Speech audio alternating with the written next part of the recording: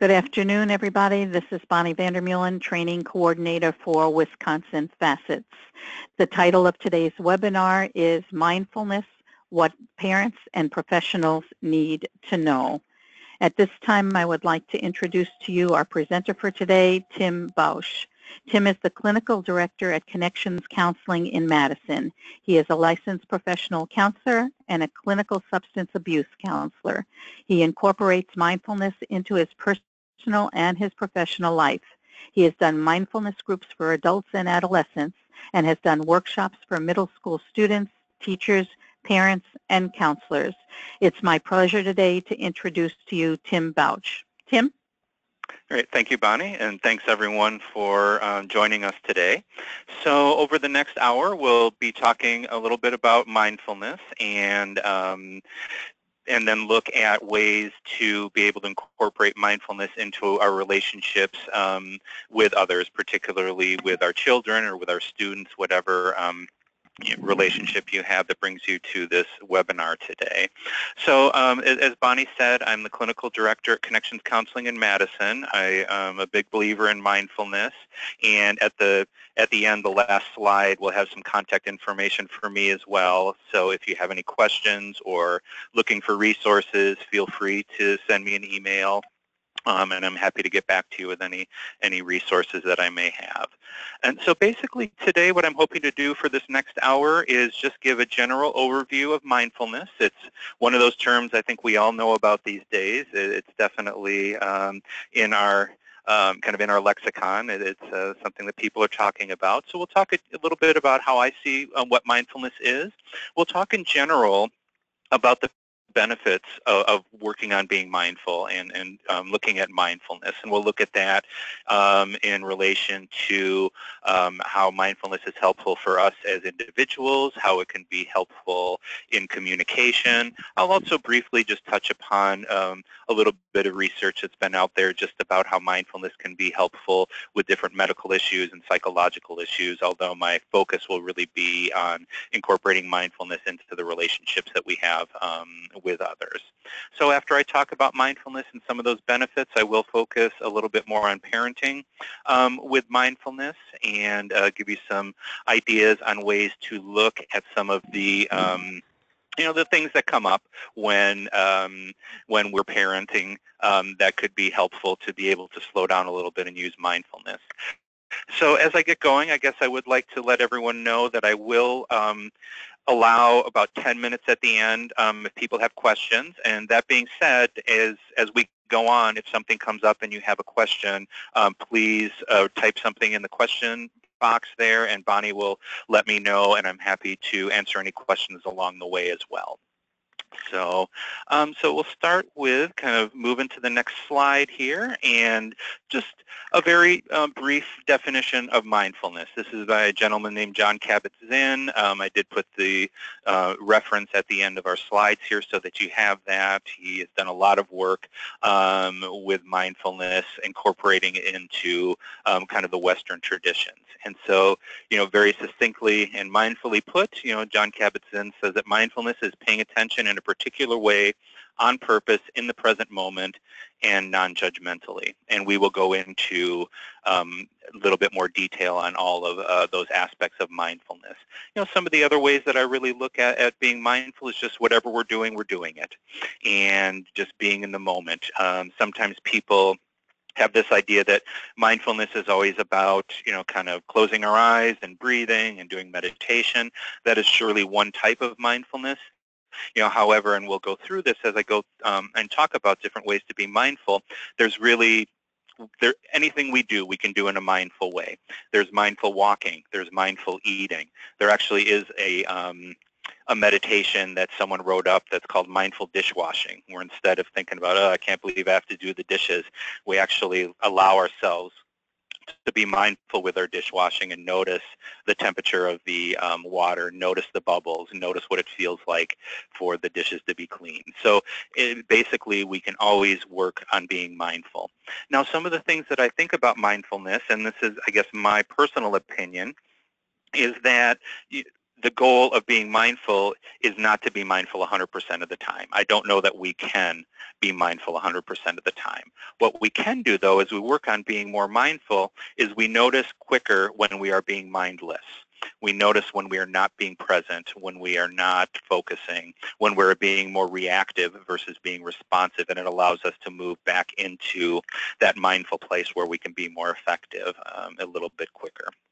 So going to the next slide, when we're looking at what we want to do being mindful, again, it can be just sitting and breathing. That's a great way to be mindful. I like to teach breathing meditation because, like I say, we all breathe and it doesn't cost us anything. So it's something we can all do. However, it's not just that. So we look at being mindful of our thoughts, really being more aware of what we're thinking at any given time.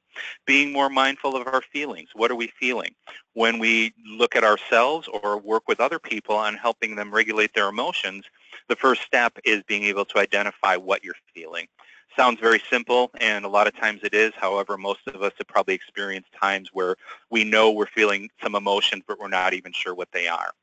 So by practicing checking in with our feelings, understanding what we're feeling, being mindful with our feelings, it will be a lot easier when we feel a little escalated to be able to come back and tap into, okay, this is what I'm feeling. So it's very important to be mindful of our feelings. Being mindful of our behaviors, understanding what we're doing and what our intention and why we're doing it. It's very easy to get into that autopilot. In the Buddhist tradition, they talk about the conditioned mind. It's that idea, for example, for me, I just moved offices in my building a couple weeks ago. The first week that I had a new office, about half the time I went down the wrong hallway because I was so used to going to my own office, my old office rather. That's because of my conditioned mind. We do things through repetition, and we just get on automatic pilot, and we just do them. And so in order to make changes in our behavior, in order to make changes in ourselves, really being mindful of what we're doing and really trying to be present with that is very, very important. And then the last thing on this list that we look at as far as mindfulness is being mindful of our body, being mindful of changes that happen in our body, being able to pay attention to our body and really being able to listen to what's going on in our body. I feel that a lot of times our body lets us know what's going on with us before our brain kind of catches up. So, for example, I've noticed, because I do this work for myself, that when I get stressed out, I tend to clench my jaw. Maybe in the past, I'd be clenching my jaw for 10 or 15 minutes, maybe even start giving myself a headache before I'd realize I was even clenching my jaw. Now I feel like I'm much better at that. So when I do clench my jaw, I notice it sooner, and that's a cue for me. Oh, wait, what's going on with me right now? I'm noticing some tension in my jaw. I need to look at my environment. I need to look inside of myself and figure out what's going on and why I'm having this physiological change. So those are the general components internally that we look at when we're looking at mindfulness, and there's a couple reasons that we do that. One is there are certain moments where, boy, it's sure helpful to be able to slow down and really assess what's going on and be more in the present moment. I really believe that, and I don't know statistics exactly, but I would say over 90% of the times when we're feeling stress, when we're feeling anxious, when we're feeling depressed, when we're feeling angry, it's because we're focusing on something that's happened in the past, or we're focusing on something that may or may not happen in the future. There's exceptions, of course, but most of the time, the present moment is really okay. So a lot of times when we feel dysregulated, maybe we're in a situation with the young person in our life and we notice we're getting escalated, being able to take that moment and check in with ourselves, check in with what we're thinking, what we're feeling, what we're doing, what we're feeling in our body can really help us be more effective in our relationship with other people. So those are some of the reasons we really look at the thoughts, feelings, behaviors, and physiological changes. And as we get into the general benefits of mindfulness, again, I'll say it allows us to realize when we're being mindless. So we can really start using these cues. So if, say I notice that when I'm getting agitated, I use what I call always, never, forever thoughts. Oh, she never listens. He's always this way. Things are never going to get better. For a lot of us, if we start using those always, never, forever statements, that can be a cue. Oh, when I start talking that way inside, when I start thinking that way, that's a sign that maybe things aren't going very well and I need to slow down and do something else. So again, we want to use these as cues. So what we found generally, getting back to the slide here, is that a lot of the general benefits of mindfulness, and these have been done with research, is it allows us to feel more stable, it allows us to feel more flexible, be more self-aware, and do what I like to call responding rather than reacting. So very understandable that when we're mindless, when we are at a high level of stress, anxiety, anger, sadness, whatever it happens to be, we get kind of tunnel vision. All we know is that we don't like the way we're feeling and we need to do something to not feel that way anymore. For a lot of us, that doing something, the first thing we can think of is reactive and isn't going to be effective in the long run. So sometimes if we can just give ourselves that moment, just allow ourselves to do, maybe we call it kind of a moment to pause sometimes. We teach that to younger people and adults. Just take one deep breath, count backwards from 10, write, write down a couple of thoughts on a piece of paper, whatever it is. Just taking that moment, it's amazing how we can realize that we actually do have other choices. We can do better problem solving. We can see our part in the situation. And then we can get to what, I'm saying on the slide here is we can be responsive rather than reactive. And most of the time, being responsive is going to be much more effective in a situation than being reactive. And realizing that sometimes the best response is no response at all. And again, which seems counterintuitive, when we feel bad, when we feel out of control, of course, our natural reaction is to do something about it. And again, many of us can probably think of situations where by reacting out of stress, we actually made the situation worse. And so sometimes just taking that moment to pause, doing a mindfulness technique will really help us figure out what the next best step is going to be. Kind of along those lines, it really helps us boost our working memory. There's plenty of studies out there that say when we are dysregulated, when we're highly anxious, when we're highly angry, we lose our ability to remember things. We lose our ability to identify with emotions. If you ever had a situation where you've been dysregulated and then later on it almost feels like a dream or it almost feels kind of foggy, that's because that's what happens with our brain chemistry. When we get dysregulated, our brain chemistry changes so that we are not able to access our memories. We aren't able to use good judgment. And so kind of along with that, it does help with focus, of course, and it helps with the relationship satisfaction. If we can actually be mindful in our relationships with others, be present in our relationships with others, it allows us to really focus on the benefits of that relationship. And that's with anything. The mindful dishwashing I talked about, we can be mindless with our dishwashing and not like it and wish we weren't doing it, or we could actually appreciate it. I've had people that have done mindful walking and say, boy, I didn't realize how nice of a walk that was. There were things that I never noticed before. We can appreciate it more. There's something called mindful eating. People tend to actually enjoy what they eat a lot more. And so it's the same thing with relationships. We can feel a lot better about relationships when we give ourselves permission to engage in them in a mindful way. So looking at the next slide, some of the other general benefits of mindfulness is that self-actualization, really giving ourselves permission to get to know ourselves, get to understand what our values are, what makes us tick. And again, my belief, I guess, is that the more that we get to know ourselves, the more that we understand ourselves, both the stuff we like and aren't that crazy about ourselves, the better chance we have of being effective with ourselves and with others. It actually increases our happiness index. There are worksheets or inventories out there that can measure happiness. And through mindfulness activities, people's happiness index goes up. We get that healthy sense of control. Like we say, when we feel out of control, we feel like we just need to do something, we get reactive. Generally, we don't get in control in those situations. If we can slow down and figure out, well, what part of this do I have control over, it really allows us to feel that healthy sense of being able to move forward and getting that confidence of being able to move forward. It increases our empathy, our ability to really put ourselves in other people's shoes, to really be able to understand where other people are coming from. Again, generally when we're reactive, we get into either resentments or we get into some of that black and white thinking I was talking about. And it's easy to get into mind reading. We assume we know what other people are thinking. We assume we know why people are doing things. We don't look at the fact that, maybe they're having some things going on too that's contributing to them doing whatever they're doing right now. And it's explanations, not excuses. But it is important sometimes to realize that, most of us are doing the best we can with what we've got. And if we're in a difficult situation with someone, being able to slow down and realize, wow, you know, knowing what I know about this person, I can understand why they're having a hard time right now. I can understand why this is hard for them.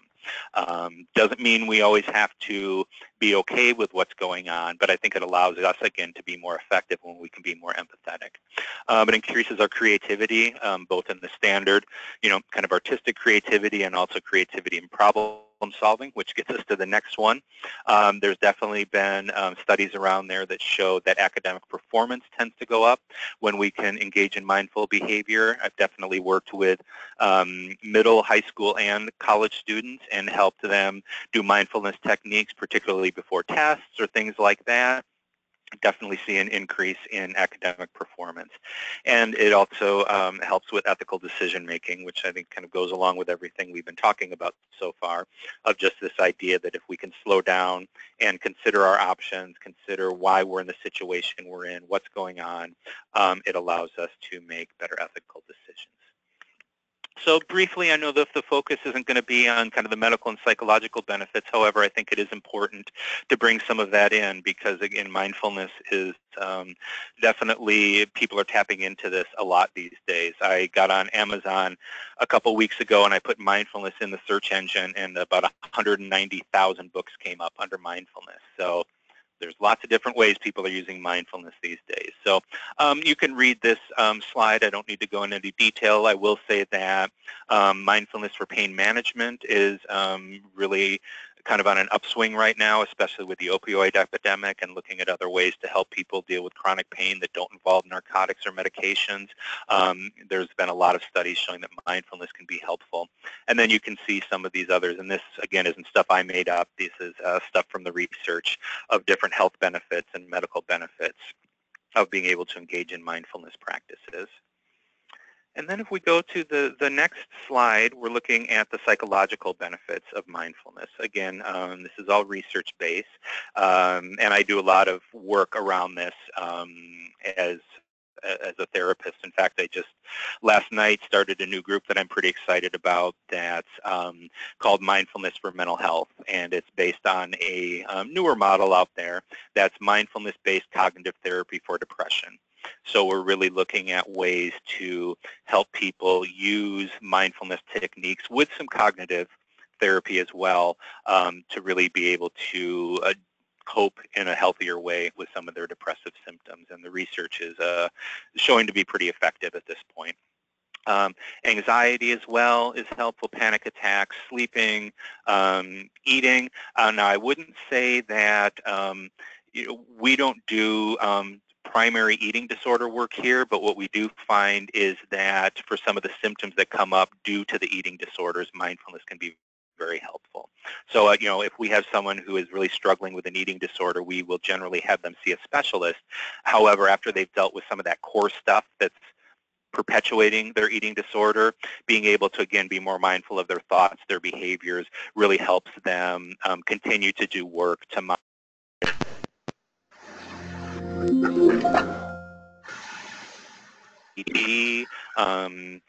There's actually just was a study that came out a couple weeks ago that shows that the more people multitask, the harder time we have of paying attention in other times. And so, because when we talk about multitasking, it's not really multitasking. It's very quickly jumping from one task to another. And there's been research for a while that it's not very effective. And what's been coming out recently is that when we get in that pattern of multitasking all the time, we have difficulty sustaining our attention because we develop these habits of just constantly moving from one thing to another. So on the flip side, if someone already has the propensity to having a hard time with focus and concentration, being able to incorporate mindfulness into their lives has been very effective. And there's, again, a big movement in the schools looking at teaching kids mindfulness techniques. Obsessive compulsive disorder is another one where, again, it helps with the symptoms. And then we also use it for substance use. We do a lot of substance use work here as well as smoking cessation. We've definitely found a lot of benefits. There's even a book out there that came out from Hazelden, who's one of the bigger substance use inpatient clinics in the country, and they have a book called Mindfulness in the 12 Steps. So it's really using that in order to address some of those issues. So that's just kind of a general background of some of the ways that mindfulness can really be helpful for us, both internally and in our relationships with others, and ways to be effective if you're in helping relationships and or in parenting relationships, which is also a helping relationship, of course. So looking at those benefits, now we're going to focus for just a few minutes on what mindfulness means, how to be mindful, and then we will start moving into looking at these ideas, focusing specifically on some parenting skills. So John Kabat-Zinn, again, who's, again, someone that's done a lot of great work, one of the first people, Westerners, that brought mindfulness to the West, talks about the 3 core elements of being mindful. And it's intention, attention, and attitude. And so that's really what we want to look at when we are looking at being mindful, is setting an intention. So when I work with therapists and I do a training called the Mindful Therapist, what I really encourage therapists to do is before they meet with one of their clients is to be able to take a moment and think about what is my intention for this next hour. How do I see, what do I want for this next hour? Not with expectations, but just what's my intention. And so for teachers in the audience and things like that, or even parents, if you know you have to have a conversation with your child, or that you need to work on something with them, before you go into it, set that intention. What would I like to have happen today? Because as they say, your intention sets the stage for what is possible. If we go into a situation and we don't even know what we want out of that situation, it's really hard to be effective. And then the next part of being mindful is attention. So really focusing on what am I paying attention to here? And this is a quote I really like. That which we pay attention to is what grows. So, again, being mindful, being aware of where am I focusing my attention. None of us can pay attention to everything going on around us. So being more purposeful about where my attention is going to be very important. And then the last core element is attitude. And by attitude, what we mean is, how are we going into this situation that will allow us to be mindful? And I will go into some of these in a little bit more detail in a bit, but I'll just give you a little taste of these 4 ideas of attitude. So non-judging or non-judgmental is very important in mindfulness. So we really want to get away from judgmental terms, good and bad and right and wrong and things like that. And we really want to just look at what something is. So a lot of times when we do mindful work, I'll encourage people to, not tell stories about what's going on, not do commentary, just kind of take it in, experience it. Sometimes I'll use the analogy of, like a trained musician that's listening to, a music piece or an artist who's looking at a painting, rather than having to analyze it, just being able to experience it for what it is and just take it in at a deeper level. So when I do mindfulness work with people, I try to be very aware of not using judgmental terms, especially with, feelings and things like that. I try not to say this is a good emotion or a bad emotion. I use terms like this is an emotion we feel more comfortable with. This is an emotion we feel less comfortable with. Judging people doesn't tend to work very well. Sometimes we do want to use, some of these kind of more judging terms for behaviors. It's that whole idea that, if someone does something that is not acceptable, it is appropriate and sometimes, it's our duty to be able to say, this isn't acceptable. But what we don't want to do is say you're not acceptable because you engaged in this behavior. So it's about really separating the behavior from the individual. And that is going to be a lot more effective way of helping someone change a behavior if we can point out in a compassionate and honest way, this isn't acceptable when you do this versus you're a bad boy because you did this. So we want to be mindful of that judgment.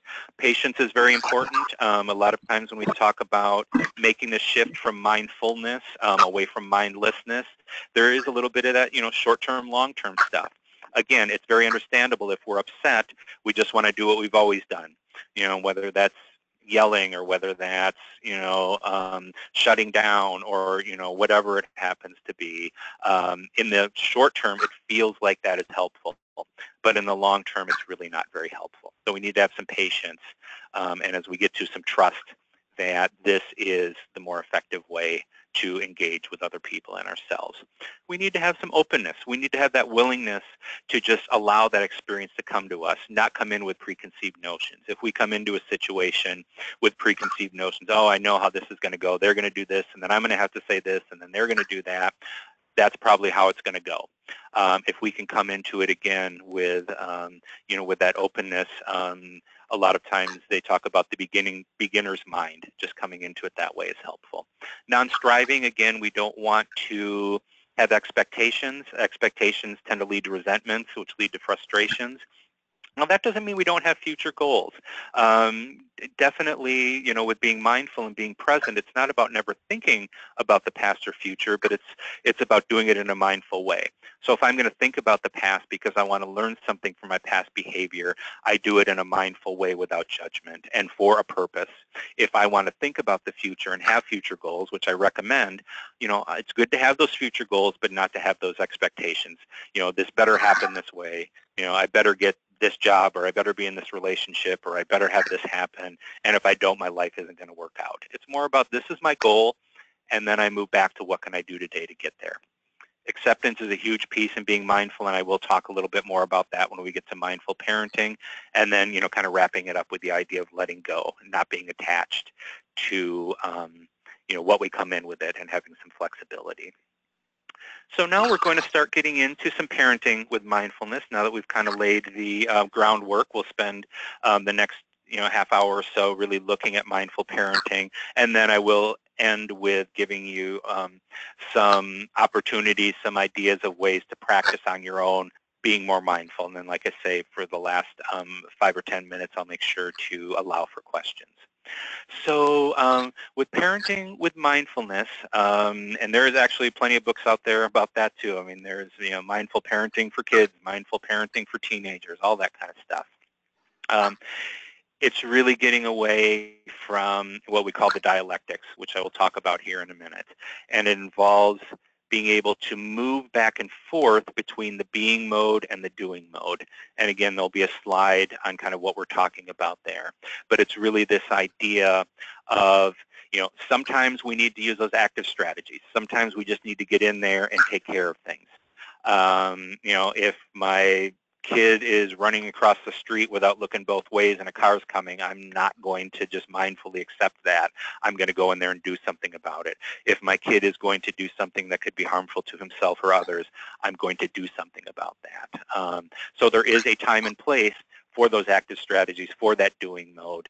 And sometimes I think we get caught up in the doing mode more often than we really need to.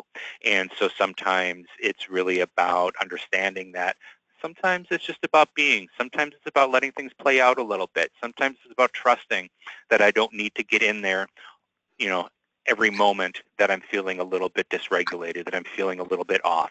And again, we'll talk about that in a minute, but usually what happens is we get off because there's that discrepancy from the way we want things to be to the way things are. And again, sometimes that's pretty valid, and we really need to move in a way so that we can kind of change those things. And sometimes, really not 100% what I like, but I can sit with this for a little bit.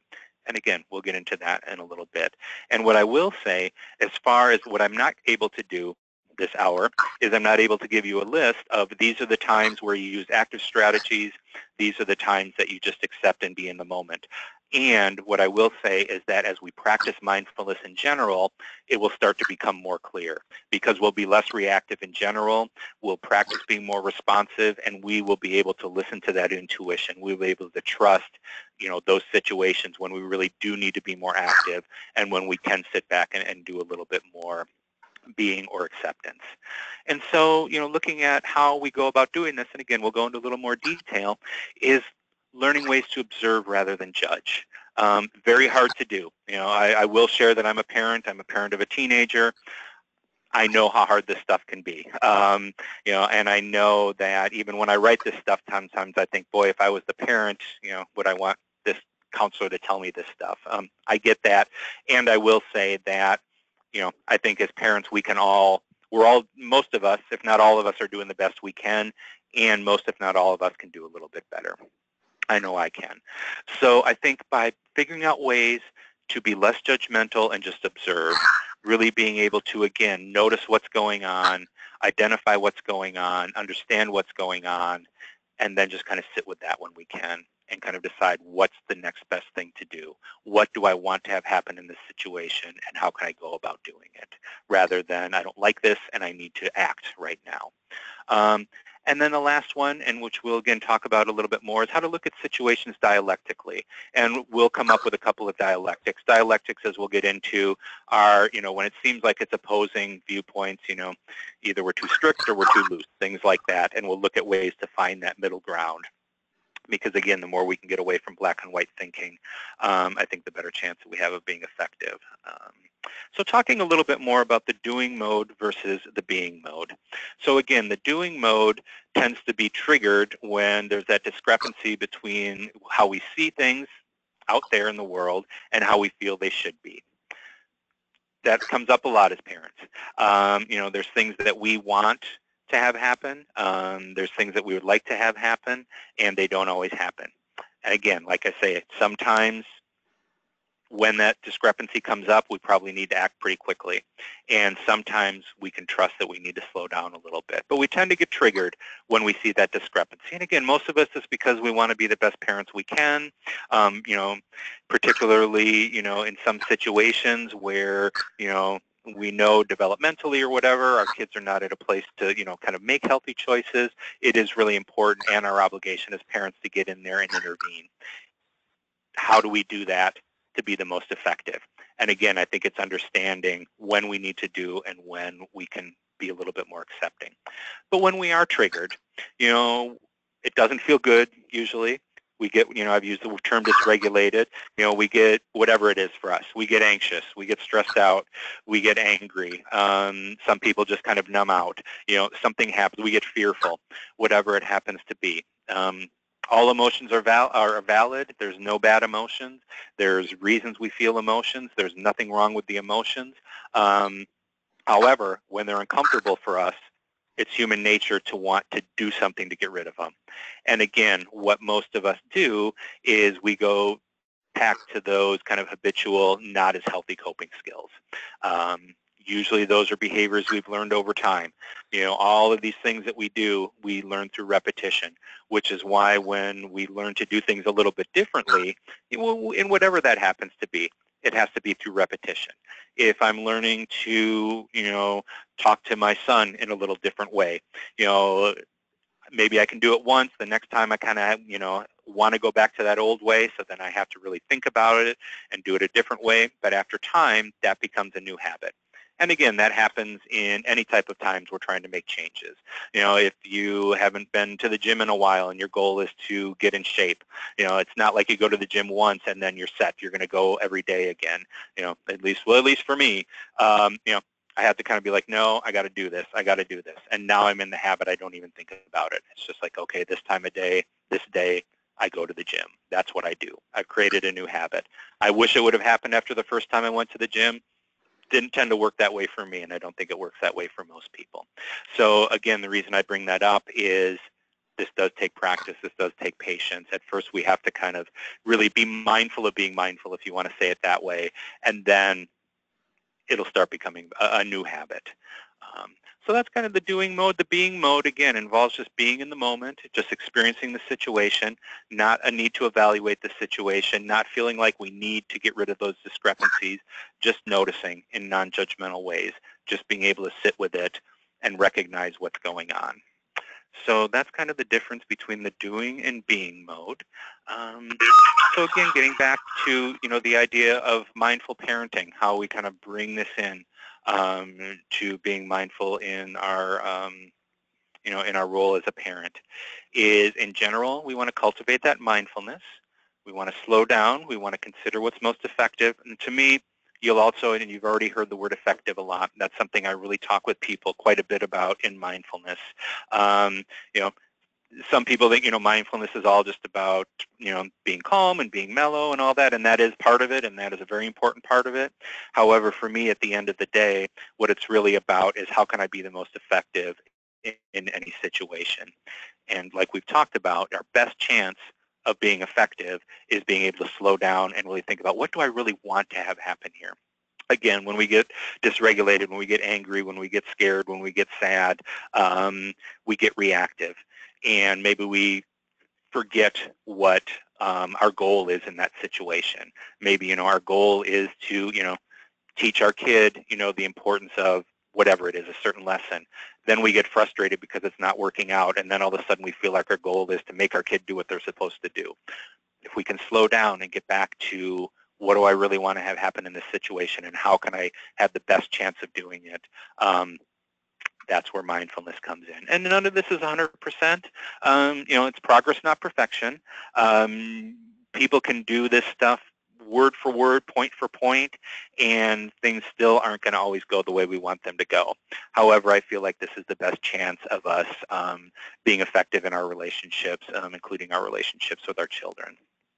So through mindful parenting, again, we work on slowing down, and we work on experiencing thoughts, feelings, and behaviors, like we talked about initially, in a non-judgmental way, realizing that thoughts are not facts. I have a sign in my office that someone made for me that says, "Don't believe everything you think." And the reality is, thoughts are just little electrical impulses. Thoughts are just mental events. However, sometimes we feel that if we think something, we have to do something with it. I think, boy, I'm really scared right now, so then I have to do something with it. I think, this isn't fair, I shouldn't be treated this way, and I have to do something with it.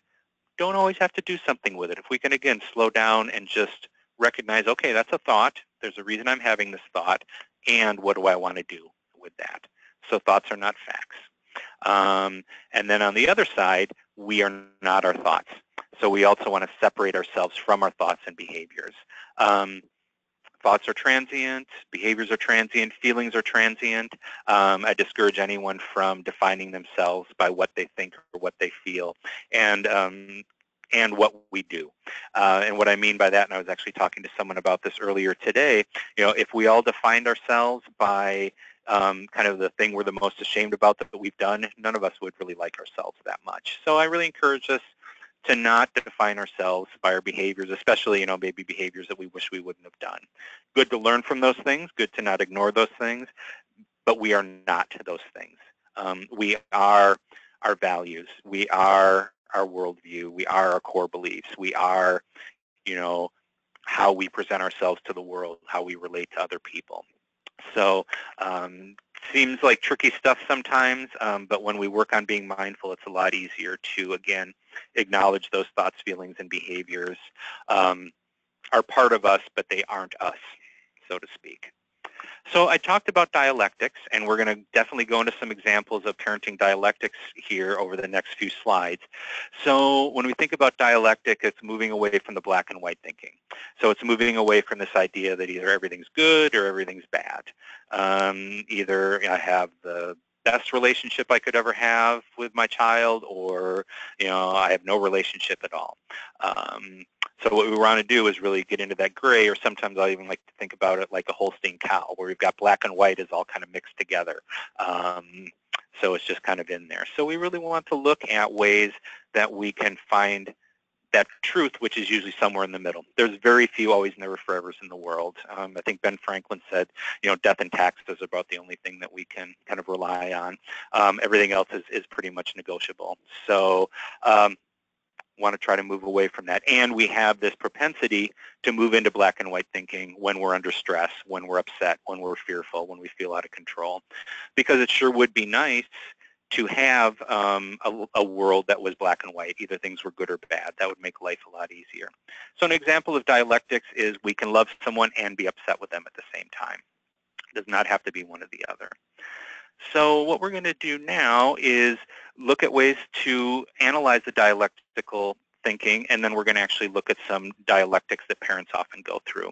So again, moving away from the either or, practice looking at both, excuse me, both sides, using I statements instead of you statements. So in communication, we're going to be a lot more effective if we talk about how we are experiencing this instead of saying, you're really, upsetting me right now. I feel upset when this happens. So we really want to speak from ourselves. You statements tend to imply blame. I statements, kind of communicate that we're talking about ourselves. We want to accept there can be different positions and different opinions. We don't want to assume we know what others are thinking, and we don't want to expect others know what we are thinking. So that's a big trap that people can get into, is that mind reading. Well, I know this is what they're thinking because this is what they do. Well, maybe you're right, maybe you're wrong. A lot better to ask and to really get it out there and be able to figure that out. So with that being said, I do want to go into a few dialectical dilemmas that can definitely come up as parents. And this is actually a worksheet. I do some mindfulness work with adolescents, and we do like 10 sessions with the adolescents, but twice during that we have the parents come in, and we'll actually practice this. It's actually kind of a fun form because we have the kids and the parents decide where each of them is on this continuum. So for dialectical dilemmas that we often face as parents, it's the idea of being too loose or being too strict. Very challenging one, and again, it's not like it's set in stone, like I'm always here. In maybe some situations, maybe I'm a little too loose, maybe some situations I'm a little too strict, but it's really understanding it doesn't have to be an all or nothing. And so one of the ways that we work through that dilemma is having those clear rules, having those expectations. That's definitely an appropriate thing to do. Enforcing them consistently, which is also very important to do. Sometimes parents ask me, is it okay to ground my kid? Is it okay to take away their phone? Is it okay? And generally what I come back with is, yes, I think that is reasonable if it matches kind of the offense, so to speak, and you have to be willing to follow through with it if that's an expectation you have, because it's almost worse to not have rules. It's almost worse to have rules and not follow through with them than to not have rules at all. So we want to have those clear rules, and we want to be able to force them consistently. And getting into that, kind of Holstein cow method is being able to negotiate or willing to negotiate on some issues. I know that can be kind of hard sometimes for us because we kind of think, well, if I give on this, then they're going to want me to give on that. But again, I think there is ways that we can, be like, I hear you, but this is one I can't change this one. This is a rule that's going to stay this way. And maybe there's another one, now that you talk about it, I guess we can negotiate that. We can really look at that. Again, if we can be open in our communication, if we can come across in a mindful way, we can be effective in being able to have those kind of conversations with our kids. The next dilemma is making light of problem behaviors versus making too much of typical child or adolescent behaviors. Again, very challenging. I deal with that in my personal and professional life. Is this just him being a 14-year-old kid, or is this something I have to worry about? Parents will come to me, this and this is happening. Is that just because he's 16? Tough stuff. And I think that if we can be more mindful and be more responsive to what's going on around us, we can be a little bit better at assessing these things. So the way we find that middle ground is really, having an idea of what behaviors kind of cross the line. What are those behaviors that for us is really a sign that, this is dangerous, this is unacceptable, this is harmful, this is disrespectful, whatever, words we want to use. What is that? And being consistent with that. So recognizing, okay, when this happens, yeah, that's crossing a line. That's a little bit too much. And then trying to get some help, trying to reach out, trying to find ways to solve it. And being more aware of where our kids at developmentally. What can we expect? There are going to be certain behaviors that, don't always make sense to us now that we're not teens anymore or kids anymore, that, when a kid's at a certain developmental level, it kind of makes more sense to them.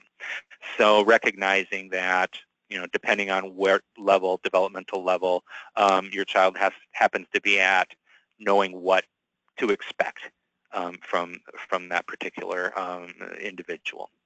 So that's a dialectical dilemma we often face. Another one is holding on too tight and forcing independence too soon.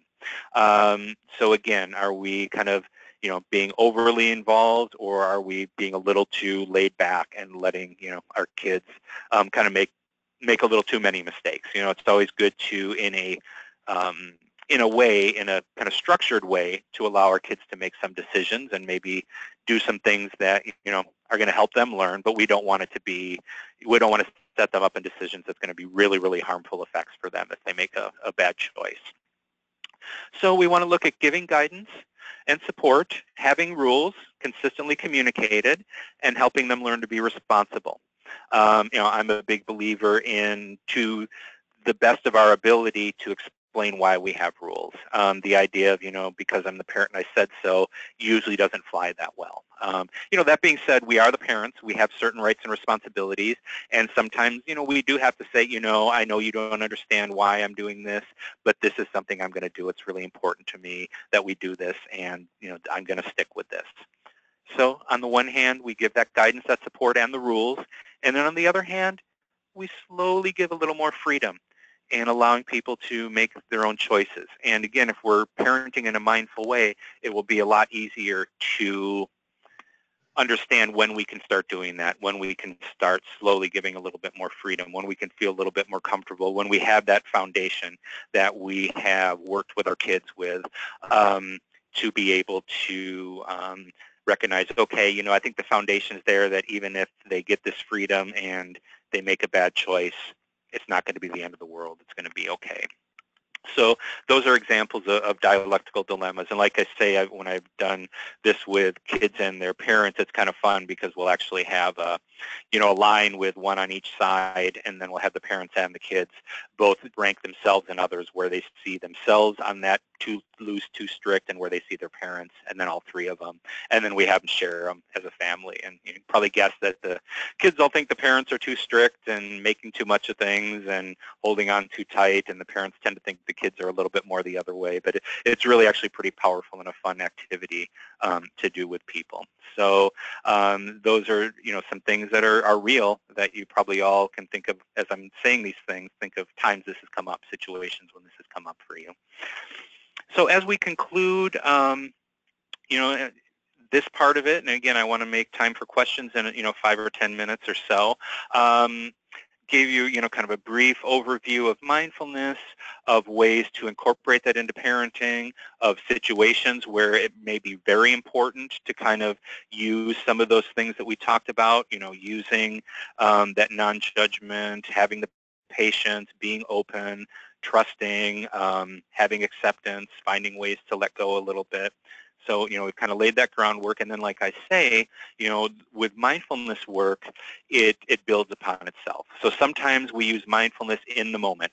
There's a situation that comes up. I know that it's going to be hard for me to stay responsive. It's going to be hard for me to not get dysregulated.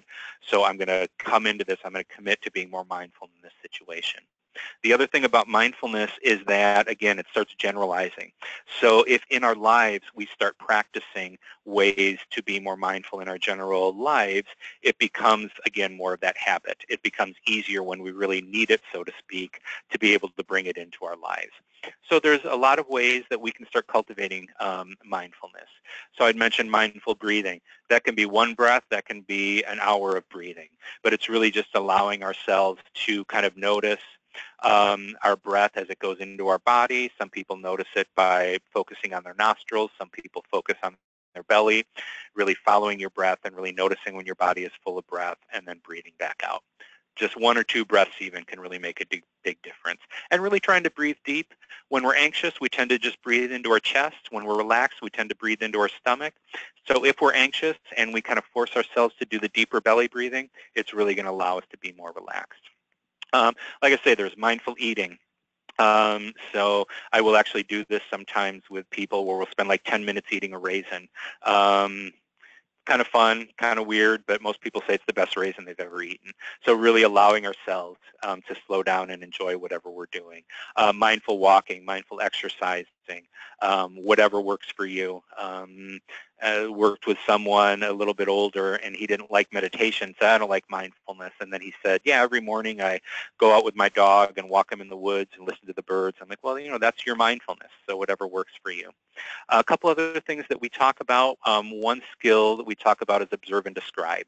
And so it's this idea when we feel like we're getting dysregulated, take that moment to pause and observe in non-judgmental ways what's going on inside of us, and notice in non-judgmental ways what's going on outside of us, and then describing that again in non-judgmental terms, putting words to it. So if I'm upset with someone, instead of being like, oh, I'm so angry, I can't believe they're doing this to me again, oh, this is terrible, now I'm going to have to do this, and then they're going to do that. It's like, okay, I'm feeling some angry thoughts come up, I'm feeling that feeling in my stomach, I'm feeling some tension, I'm feeling my breathing's getting shallow. Outside of me, there's this person in my life, they're saying some things that are hard to hear, I'm scared, whatever it happens to be. So it gets away from that judgment, and it allows us to be more effective in communication. Another way to cultivate mindfulness is sometimes what I call random acts of mindfulness. So it's just like choosing an activity and committing to participating fully in it. So actually in one of the mindfulness group, that's the homework for this week. So everyone picked one thing, and it's just routine stuff. Someone picked, they're going to mindfully brush their teeth this week. Someone else said they're going to mindfully walk their dog this week. Someone else said they're going to mindfully do the dishes this week. It's amazing how easy it is for us to become mindless. So by being able to make that commitment, hey, the next 2 minutes when I brush my teeth, I'm going to really notice the toothbrush. I'm going to notice what my teeth feel like. I'm going to notice what it feels like as the toothpaste is in my mouth, and just allowing ourselves that opportunity. And then what happens is it starts generalizing. We were able to bring that mindfulness in when it's not a routine activity. So those are some options and some ideas to start bringing that into your life. And then, the next thing that I wanted to, and we're kind of getting to the end, so we'll get to questions here in a minute, is for people that are into this thing. I'm actually not. I don't have a smartphone, so I haven't tried any of these things. But there are plenty of free apps out there that help us with mindfulness. I do subscribe to a magazine called Mindfulness Magazine, and they did like a reader survey of having people write in about their favorite free mindfulness apps, and these were the top mindfulness apps. And so I know people that have used some of them. They're anything from having meditation routines. There's one, I think it's Calm, where you can set it so that randomly throughout the day a bell just goes off on your phone, and it's just that idea that when the bell goes off, you just stop what you're doing, take a moment to pause, notice what's going on around you, tap into your senses, so things like that. So there's definitely, for those of you that have that technology, we may as well, and use it. It's for good, so to speak, I guess. So there's definitely some tools out there. I did include a bibliography of some of the things that we talked about today. And again, if you have other questions after this and you were interested in resources or things like that, feel free to let me know, and I'm happy to pass on anything that I have. And here is my contact information if you do have any questions later on about any of these things. So I see we've got about 7 or 8 minutes. So if anyone has any questions, this would be a great time to bring those out, and Bonnie will help us with that. So I appreciate everyone sticking with us for the last 53 minutes or so. So I'll kind of turn it over and see if anyone has any questions. Can you hear me, Tim? Yes. Okay, good. I do have a question that someone has typed in for us, and that relates to mindfulness with special needs children. For example, Sure. Since attention deficit is a disability of dysregulation, can you use mindfulness with kids with attention deficit? Yes, yeah, and actually there's a lot of research out there about using mindfulness with attention deficit. And it is what it is. It's kind of interesting for those of you that are around enough to remember Goldie Hawn. That's actually one of her big things that she's doing right now, is developing mindfulness for ADD and ADHD and bringing it into the schools. So yes, there are extra challenges with supporting someone with attention deficit to be able to slow down and being mindful. And so, in some of those cases, we may need to be a little bit more creative. And when I've worked with people that do have difficulties with attention, sitting on a mat and following their breath is not always going to be the most effective way to do it. It may involve more, mindful walking, or even things like throwing a ball back and forth and really being present with it. Most of us have some places in their lives where we're good at paying attention, and I realize that some people have more deficits than others around that, but I think we can be creative and just find ways to tap into ways where people can be more present. And then maybe work up to doing a little breath work, but it may not be the best place to start. You may want to start with more active mindfulness techniques with someone who has some attention issues.